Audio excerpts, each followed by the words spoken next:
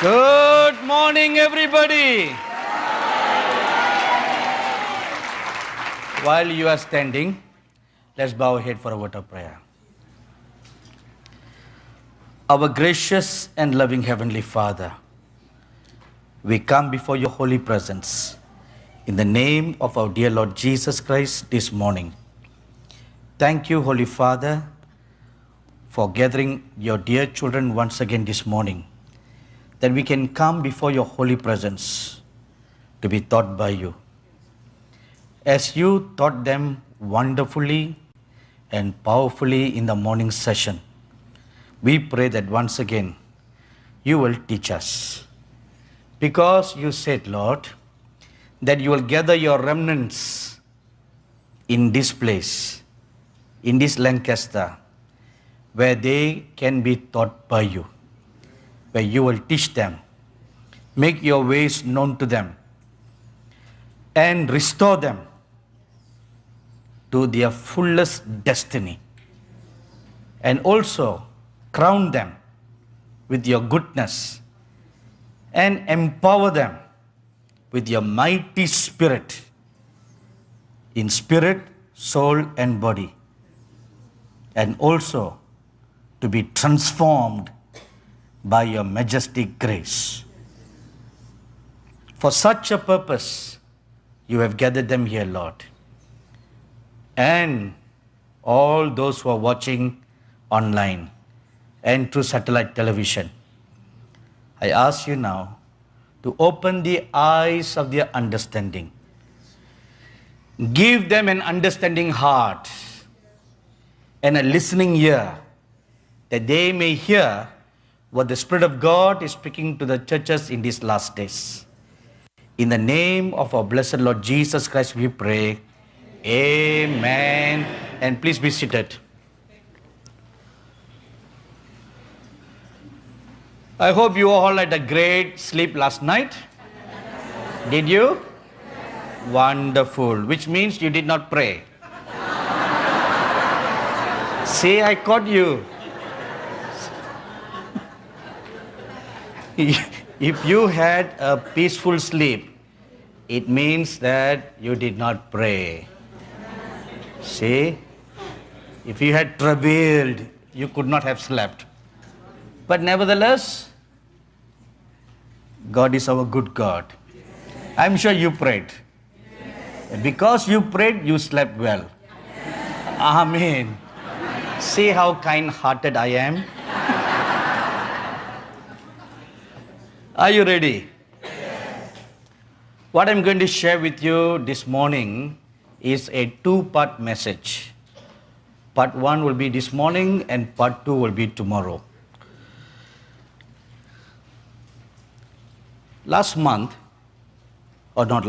Early this month, the first week of this month, the Lord called me to fast for 7 days.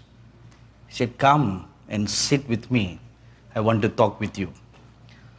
And I know whenever the Lord calls me for such extended fasts, besides my regular days of fastings, I know He has something very important to communicate, some revelations for the church, or sometimes something personal for me, but usually it will be something that is largely for the body of Christ, to prepare them for what is to come and to make the ways of God known.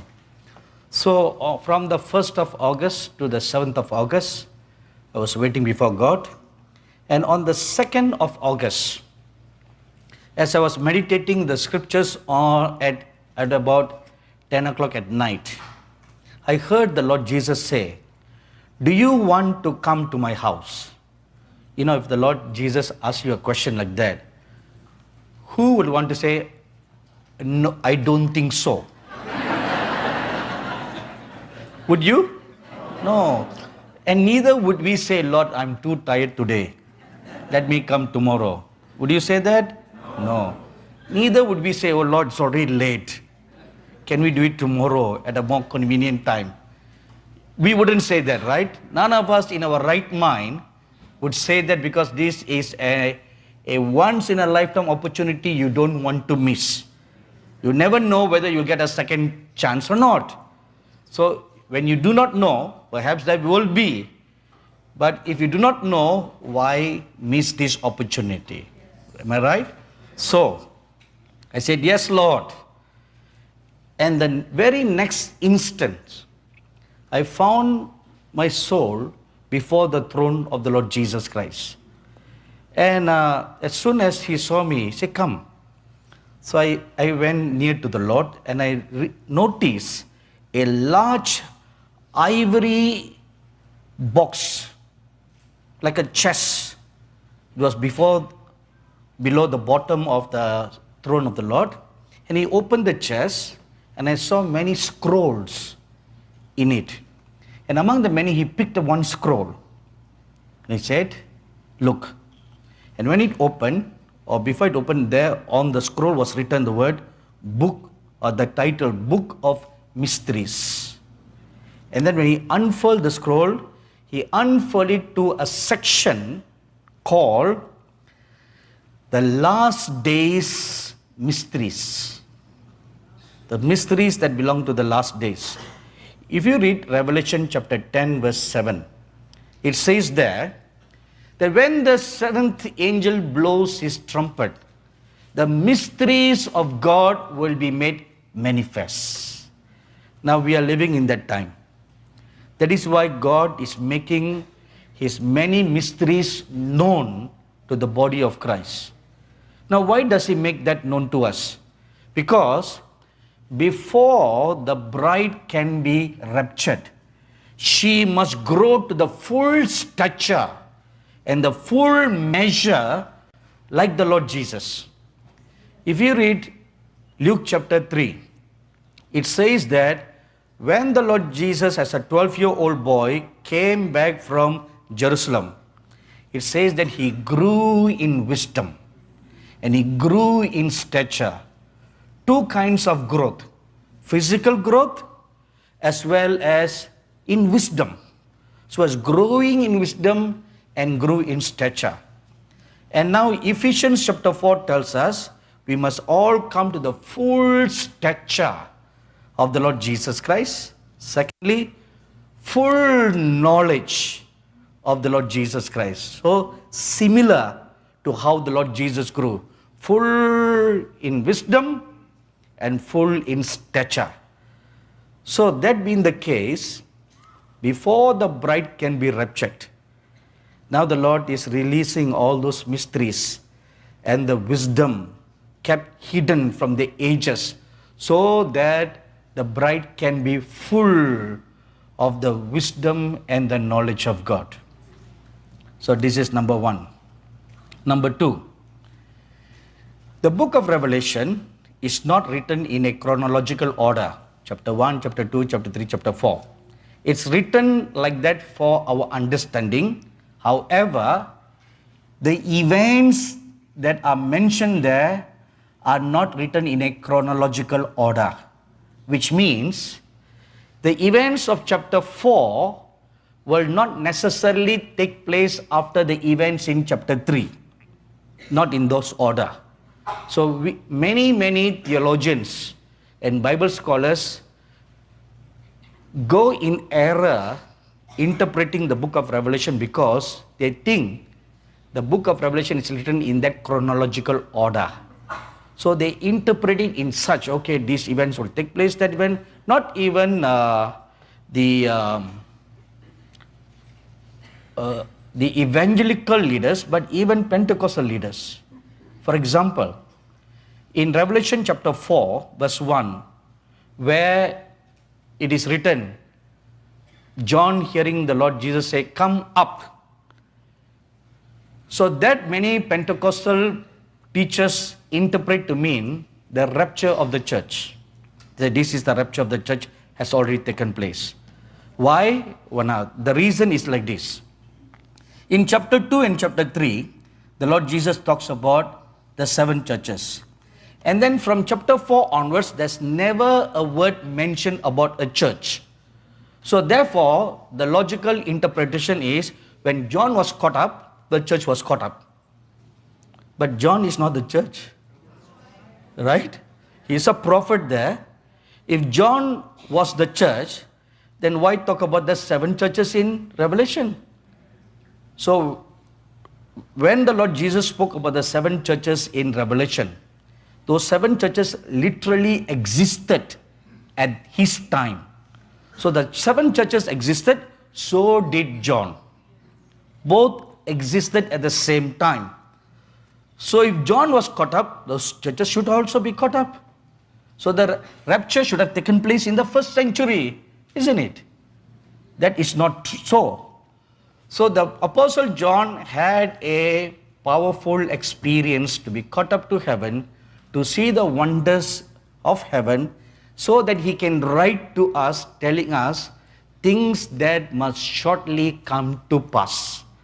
You look at things from heaven's perspective. What is taking place in heaven? This is what the last days remnant will be privileged to know. This is where God is calling you to rise up to that destiny. What you read in the book of Revelation, the experiences that the Apostle John had, every one of us here can have the same experiences. Do you believe them? Yes. Every one of us can. And we must pay the same price. That's the cardinal qualification. Not only the price, but that amount of consecration. That is one of the key themes of Brother Jeremiah Johnson.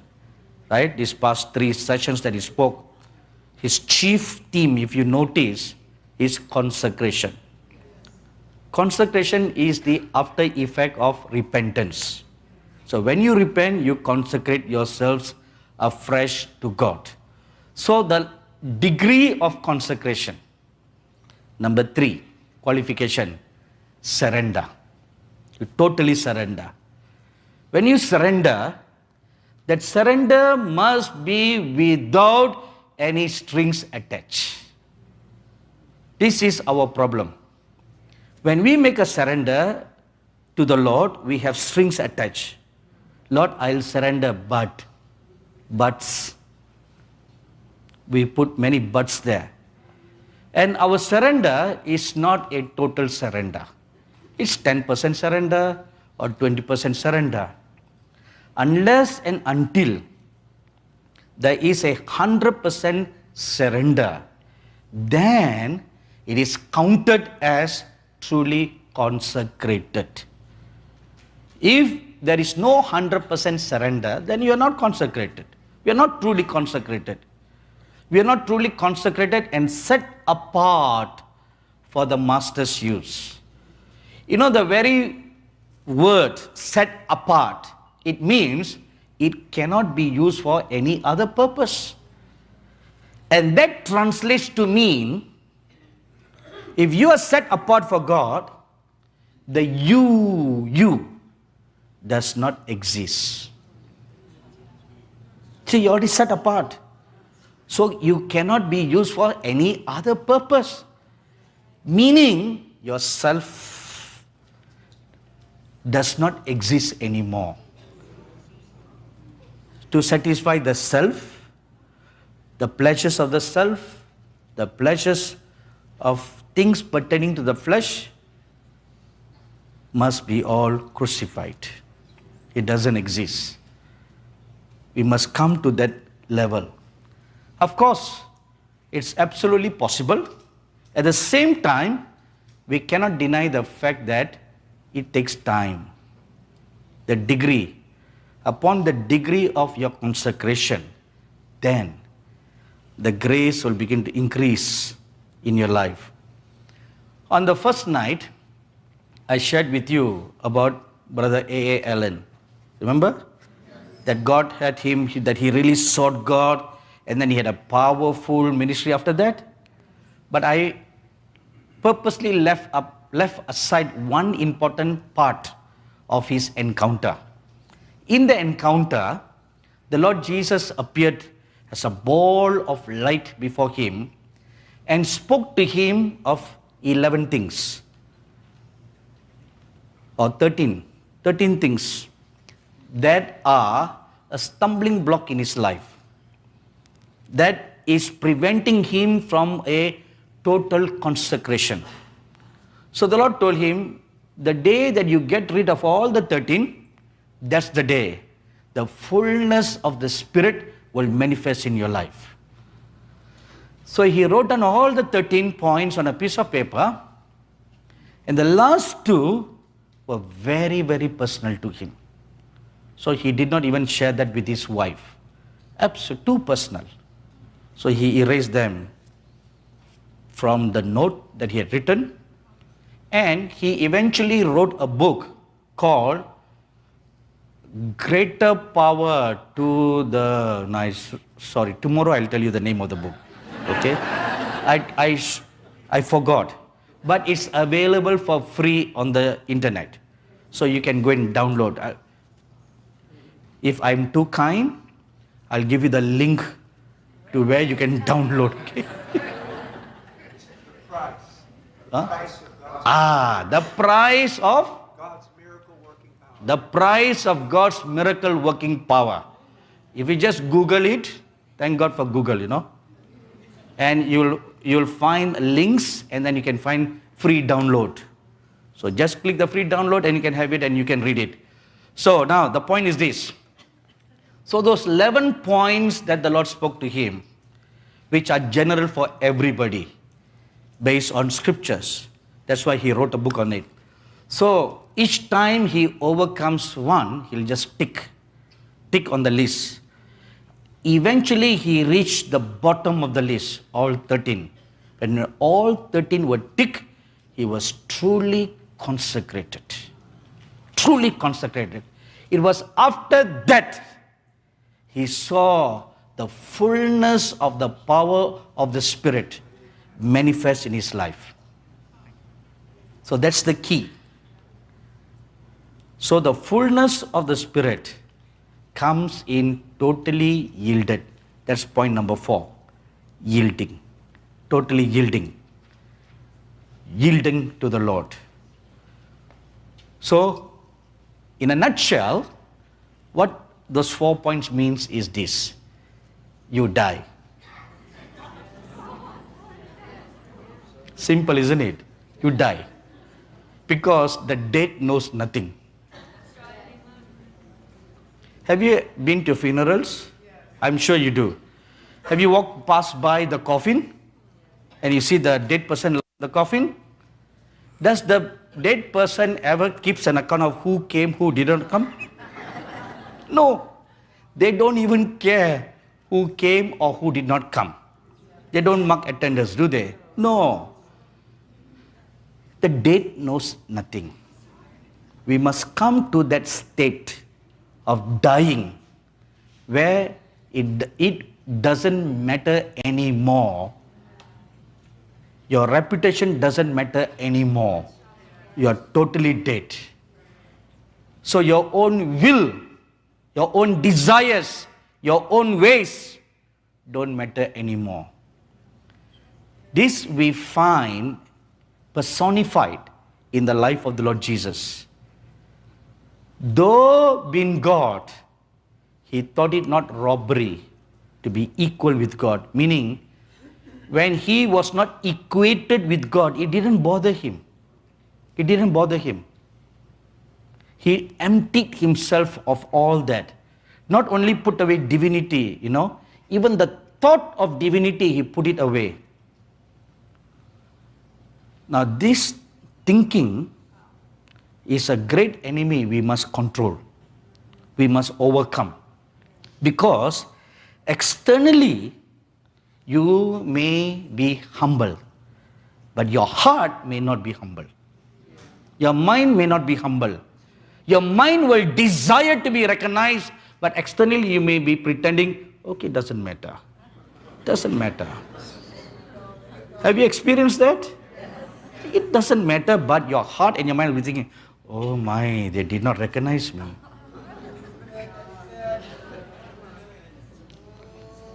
See, this mind, This is what it means in Philippians 2:6. He thought it not robbery. See, thought it not robbery, thought it thinking. Even the thinking must die.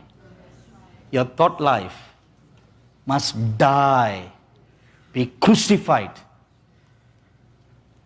This enemy, you must crucify it.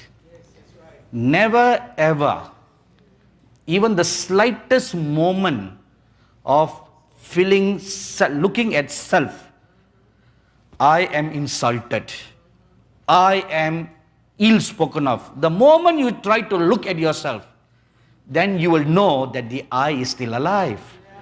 Then you want to kill it, you want to crucify it. We must come to the state where you are dead. Whatever people want to criticize you, speak about you, praise the Lord. Glory to the Most High God. It's not easy, but you can get there. You can get there. For that, we all need the anointing of a duck. You have never heard of that anointing? Oh, you poor thing. You want to know? Very simple. What is the anointing of the duck? Have you heard of this proverb that says, like water on a duck's back? That's the anointing of the duck. Water does not stay on a duck's back, right? It just flows away. So that's that anointing. Don't let anything stay on you. Let it just flow away. Let it flow away. Now listen. Not only negativism, the worst is positivism. Not only people criticizing you, but the worst enemy is people praising you. That is the worst enemy. Worse than criticism. Because criticism brings you down. Praise puffs you up. So, have the anointing of a duck. Amen. See what a powerful animal duck is. So, remember this. God in His great goodness is revealing Himself so that the bride of Christ can come to a full maturity. And like I said yesterday, last night, we should not just be hearers of the word. We must become doers, practitioners. Only then you can go from glory to glory. If you are just hearers, then it does you no good. It is my desire. It's not only my desire, it's the desire of God, that all the saints who come here should be transformed into the full stature of the Lord Jesus Christ. Amen. You know, there are many prophecies spoken over Lancaster. Not only it will be a city of refuge, but also an oasis. An oasis during the end times. You know the natural definition of an oasis, right? But spiritually speaking, even during the end times, when there is a famine for the word, but in this place of oasis, you will find the word. This place, there will be abundance. So that is why the remnant who are gathered must become transformed. Must become transformed. How you are in 2019 should not how you should be in 2020. You must have grown one step higher. Amen. When a little kid goes to school, he joins in grade 1. The following year he goes to grade 2. Have you seen any kid for 10 years is still in grade 1? No. If he's still in grade 1, something's wrong with him. Right? He should progress from grade 1 to 10 and then 12 and then to college and then to all the various degrees that are possible. progress. So we should progress. Amen. So, when this book of mysteries were opened, so I saw this section, the last days mysteries. Among the many mysteries of the last days, one particular mystery that was shown to me was Mystery Babylon. That's the section I saw, Mystery Babylon. And the Lord then began to speak to me about Mystery Babylon. You know, there are two parts to the subject of Mystery Babylon. And there are two chapters devoted to this subject in the book of Revelation. In 1 Corinthians chapter 14, an entire chapter was devoted to the speaking in unknown tongues. In the book of James chapter 3, an entire chapter was devoted to the natural tongue. So whenever one entire chapter is devoted to one particular subject, you must understand the great importance of it for the apostles to talk a great deal on that subject. And then in Matthew chapter 24 and 25, an entire 2 chapters, one long sermon was given by the Lord Jesus Christ before, 1 week before his crucifixion, about the end times. 2 long chapters. So we want to pay attention to those things. And then in Matthew chapter 23, one entire chapter, he rebukes the Pharisees and the Sadducees, the church leaders of today. One entire chapter given to them. You want to read what are the rebukes so that we don't repeat the same mistakes. So in Revelation chapter 17 and chapter 18, 2 entire chapters were written specifically about Mystery Babylon. Why 2 entire chapters? If not that this is a very important thing in the last days. So please take note of that. This is something of great significance and importance in these last days. Mystery Babylon. Revelation chapter 17 verse 5 is where you'll find the word Mystery Babylon being mentioned. And on her forehead a name was written, Mystery, Babylon the Great, the mother of harlots and of the abominations of the earth.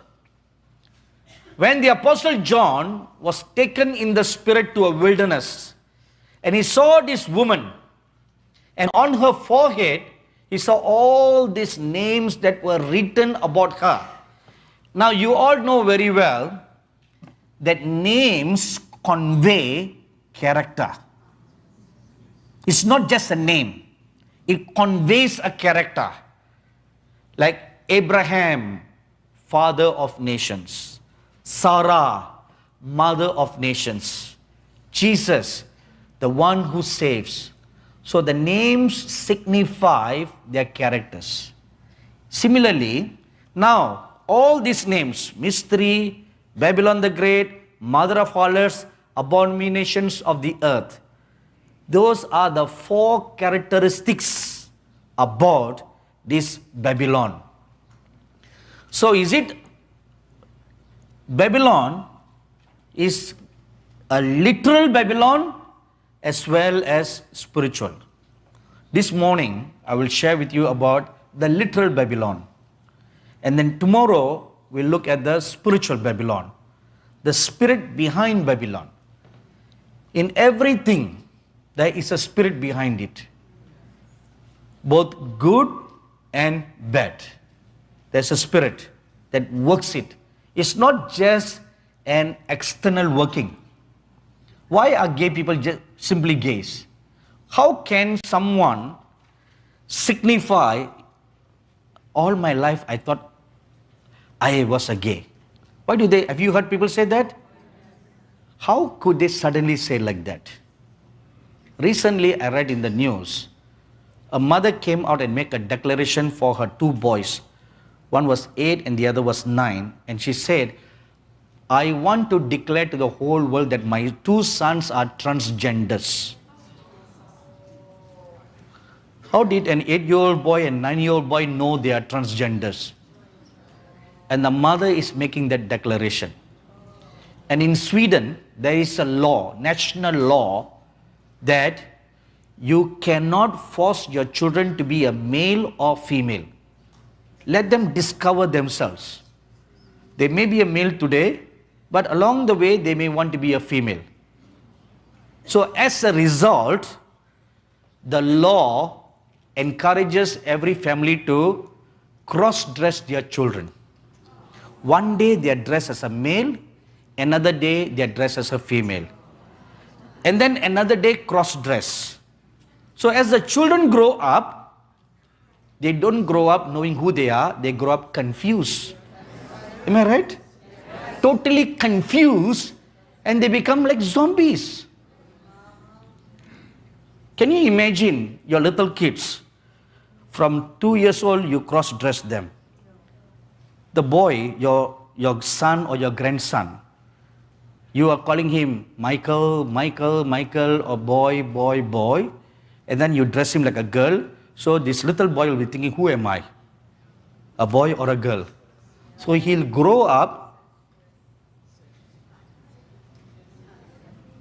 You know what is this? What? What? Screwed up in his mind. That's not an offensive word, is it? No, okay. Not crazy, just screwed up in the mind. And there is a spirit behind that. It's a spirit that promotes gayism, a spirit that promotes lesbianism, a spirit that promotes transgenderism, that makes them feel like that. It's a spirit that inside them, that gives them those tendencies against nature. This is what you'll find in Romans chapter 1. That against nature, a man goes after man, a woman goes after woman. You'll never find any animal doing that, you know. Have you? No, they have better sense, right? When the time comes for them to mate, the male will look for a female. But here, man who's supposed to be the highest of God's creation is going against the order of nature. And the laws of the land tells you that's okay. So there's a spirit behind all this. So what is Babylon? Babylon plays an important role in the last days in relationship to end time prophecies. So as much as Jerusalem is going to be very important, the church, so is going to be Babylon, a trinity. Remember these three: Jerusalem, church, Babylon. Let us consider a few facts. Babylon, the word Babylon is mentioned more than 280 times in the Bible.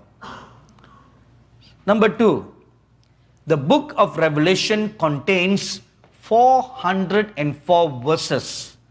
Out of the 404 verses, 44 are specifically written about Babylon. So which is 11%. 11% of the entire book of Revelation talks about Babylon. So 1% is important enough, but here you have 11%. Number three, next to Jerusalem, the city of Babylon is the second most mentioned city in the whole Bible. A tale of two cities. Number four, Jerusalem means a city of peace, while Babylon means a city of confusion and war. See, perfect opposite to what Jerusalem is. In Revelation chapter 21, verses 2 to 3, Jerusalem is portrayed as a city of God. Whereas in Revelation chapter 18 verse 2, Babylon is portrayed as a demonic city. Jerusalem is a place where God dwells, and Babylon is where demons dwell. You know, that can refer to Revelation chapter 12 verse 9. After the war in the heavens, Michael and his angels got victory over the devil and his angels, and the devil and his angels were cast down to earth. So when they were cast down to the earth, they come to inhabit Babylon, already made ready for them. Babylon becomes a city full of demons. Now God's temple was built in Jerusalem, whereas the altar for Satan was built in the ancient city called Shinar in ancient Babylon. Revelation chapter 21 verses 9 to 10 tells us that New Jerusalem was called or is called the chaste bride of Christ. Whereas Revelation chapter 17 verses 1 and 3 calls the New Babylon a great prostitute. Again, two opposites. In Revelation chapter 21 verses 1 to 4, New Jerusalem is called an eternal city. And you know the word eternal means forever. Whereas in Revelation chapter 18 verse 8, the scripture says that this new Babylon or the last days Babylon will eventually be destroyed at the coming of the Lord Jesus or before the coming of the Lord Jesus. So to summarize these facts, as it was in the past, when there was an ancient Babylon, so will there be a new Babylon in these last days. Do you know that before the US invaded Iraq, President Saddam Hussein considered himself as the reincarnation of Nebuchadnezzar, and he proclaimed that it was his destiny to rebuild Babylon.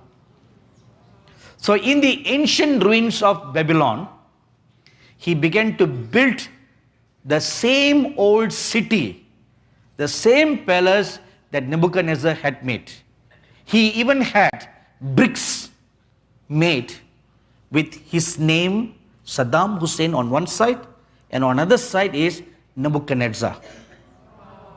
If you go to Iraq today, and you can go and visit Babylon, the city of Babylon, the entire ruins of where the Babylon was has now turned into a tourist site. And you can just walk down. I've been there twice. So what I'm saying to you, I'm an eyewitness to that. And you can go to the palace, the half-built palace, incomplete palace of Nebuchadnezzar tried to build. The bricks all has his names there.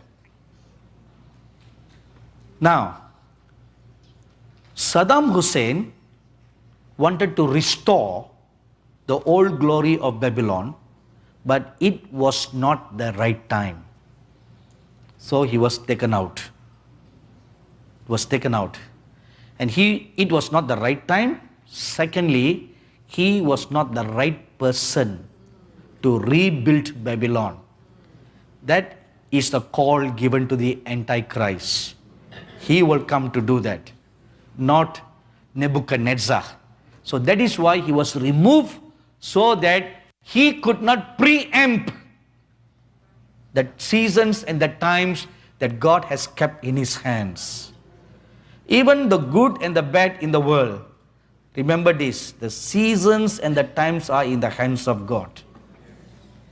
In Daniel chapter 2, verses 40 to 42, the prophet Daniel tells King Nebuchadnezzar that it's God who appoints kings and it's God who pulls down kingdoms. It's God who does all that. He is the one who appoints kings. He is the one who appoints governments. He, not the public who cast their ballot vote. You all know too well that during the past election, presidential election, all the polls showed that Mrs. Clinton will win the election. Am I right? Even on the day of the election, till midday, the results all pointed to Hillary winning the election. They were about to celebrate when suddenly there was a turn.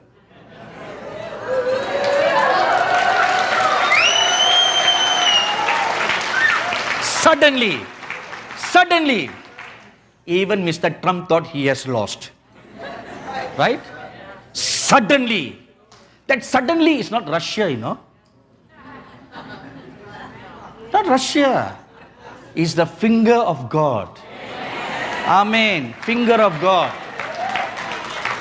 Because heaven had determined that Mr. Trump will be the next president. God had already determined that. So the people in the world, their hearts were all turned. It was God who turned the hearts. Now go and cast your votes for Mr. Trump.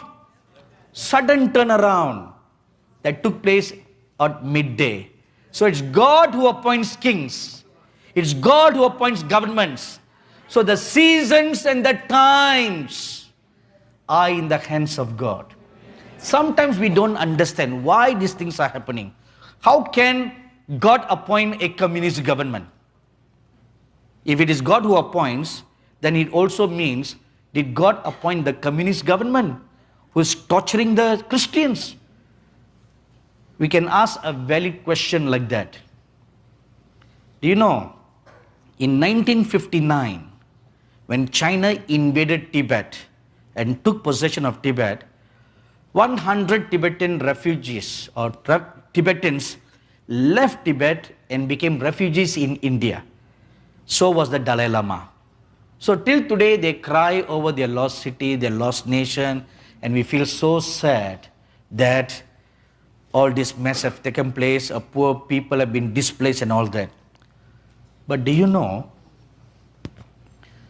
because of the communists, when they invaded Tibet, they destroyed 6,000 Tibetan monasteries, which were heavens for evil. They were destroyed. Number two, the hundreds and thousands, if not millions of monks were sent back as farmers. They were re-educated, retrained to become ordinary farmers. If not, if Tibet had existed till today, as how it was originally, every Westerner would have flocked to Tibet and become Buddhists and brought back Tantric Buddhism and filled the whole of Europe and the whole of North America. Tantric Buddhism is different from the Buddhism that Buddha founded. Tantric Buddhism is a mixture of Buddhist teachings plus demon worship. It's a mixture. They worship demons, they worship magic, mystery, they practice divination, they practice soothsaying. All that is a mixture of Tantric Buddhism, which was the chief religion in Tibet in the early years. Now, then we fast forward back to the present times. In 1984, the Chinese government reopened the nation of Tibet to the outside world. From 1959 to 1983, no outsiders were allowed to enter into Tibet. They were banned. But in 1984, the government opened the doors and let tourists come in. As soon as they opened the door, there was a great influx of Western tourists into Tibet. Every day, now this is the statistics, every day there were 8,000 Westerners who visited Tibet.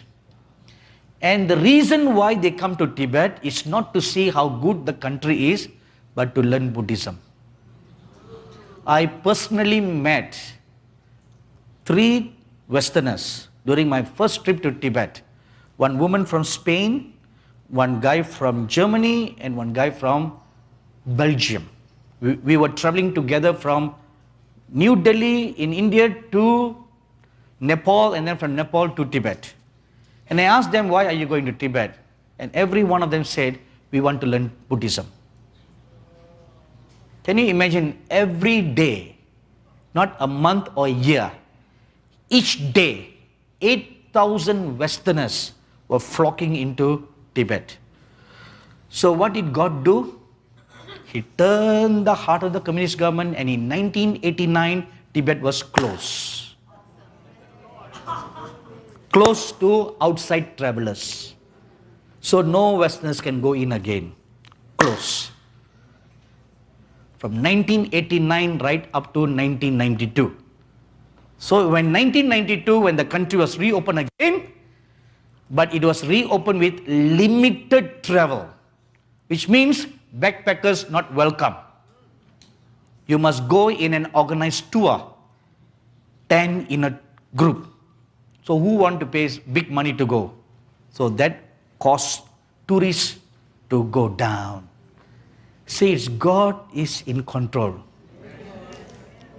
The next thing is, during this period of communist rule, people discovered that communism is empty. The church in China grew many times more during the communist regime than they were before. So you see, even an evil king or an evil government is an instrument in the hands of God. So all we have to do is submit to the goodness of God, to the wisdom of God. He knows best. And pray for your government. That's our duty. To pray for the government, whether you like or you don't like. It doesn't matter who comes to office.